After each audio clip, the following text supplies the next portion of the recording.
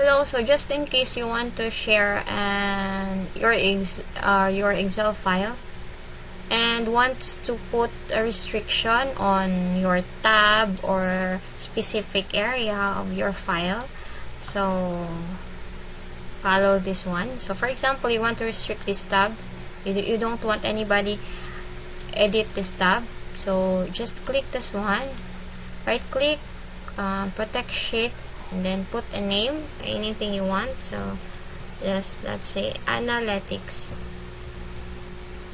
So set permission. So there are two types of permission. First, show when editing, show a warning. So for example, let's check that one, and then let's go open it.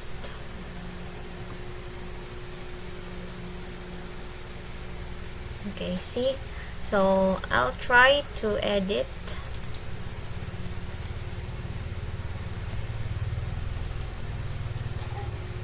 So there's a warning. You can ignore that one or you can cancel.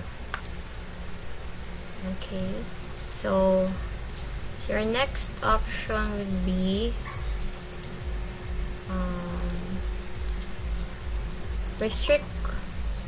You can edit this one. You can add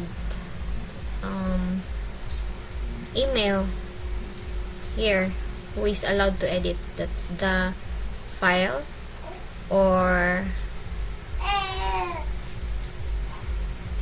you want to change it to only you, no one can edit this one, or permission from other range.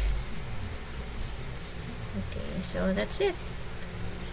I hope this video helped you, so don't forget to like and subscribe. Well, thank you.